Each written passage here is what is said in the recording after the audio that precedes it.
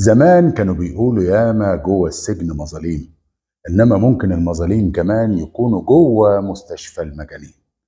في بعض الأحيان كانت نتيجة التحقيق السياسي في القضايا الهامة بتنتهي إلى إن المتهم مختل عقليا. شريف عارف مصر، صفحات يقلبها معكم الكاتب الصحفي شريف عارف. في يوليو عام 1924 كانت مصر بتحتفل بعيد الأضحى المبارك. الملك فؤاد ساعتها كان موجود في الإسكندرية. زعيم الأمة هو سعد باشا زغلول، وكمان كان رئيس الحكومة. فقام سعد زغلول وبعض الوزراء بالتحرك من القاهرة إلى الإسكندرية لتقديم التهاني إلى الملك وتقديم التبريكات بمناسبة عيد الأضحى. سعد باشا زغلول أول ما وصل محطة مصر وهو بيتحرك بين الناس كانت حواليه وبتحييه، وفجأة طلع من بين عربيات الدرجة التانية شاب بيرتدي بدلة رمادية واسمه عبد الخالق عبد اللطيف، وأطلق على سعد باشا زغلول عيار ناري أصابه في ذراعه الأيمن. وبعد كده حاول إن هو يهرب، الناس كلها تكلبت عليه وقبضت عليه.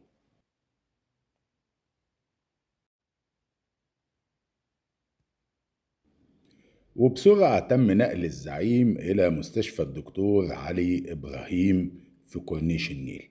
الناس حصرت المستشفى منتظرة البلاغ الرسمي ويطمنوا على صحة الزعيم. في نفس الوقت كانت المظاهرات بدأت تتحرك في شوارع القاهرة بتندد بالعمل الإرهابي وبتتوعد كل خصوم سعد السياسيين. إنما البوليس كانت ليه وجهة نظر تانية، لأنه بدأ فعلا هو كمان يحاصر منزل عبد الخالق عبد اللطيف في 34 شارع ابن كرة بالعباسية. والمنزل ده كان بيعيش فيه عبد الخالق مع والدته واخواته. المهم ان المتهم تم نقله مباشرة الى السجن أرميدان، وفيه تم التحقيق معاه حتى ظهر اليوم التالي اللي هو يوم الحد. وهناك اكتشف البوليس مفاجأة خطيرة جدا، إن عبد الخالق عبد اللطيف هو طالب في كلية الطب في ألمانيا، راجل بيدرس الطب في ألمانيا وجاي عشان يقتل زعيم الأمة. دي معناها ببساطة إن هو بيعيد إلى الإذهان نفس اللي عمله إبراهيم الورداني مع رئيس الحكومة بطرس باشا غالي. إذن الموضوع كله أيديولوجي ومبادئي، وإن محاولة الاغتيال دي هي جزء من التيار الأناركي اللي كان ممتد في بداية القرن العشرين وكان بيهدف إلى الهدم لإعادة البناء. طب إزاي نخرج من الموضوع ده؟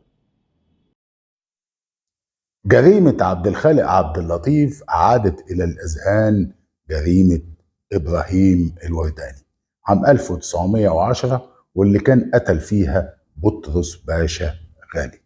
الخطير إن إبراهيم الورداني كان بيدرس الكيمياء في ويست مانستر، وعبد الخالق عبد اللطيف كان بيدرس الطب في ألمانيا. إنما الاتنين كانوا بينتموا إلى تيار اللي هو التيار الأناركي، وده كان موجود في بداية القرن العشرين في مصر، ومعظمه كانوا الطلبة اللي بيتعلموا خارج مصر. كان هدفهم الرئيسي حاجة واحدة فقط، هو الهدم لإعادة البناء. وهنا أدرك التنظيم السري لثورة 19 إن لو طلع الحادثة سليمة وإن المتهم سليم عقليا، ده هيبقى معناه إن إحنا بنعيد نفس فكرة بطرس باشا غالي.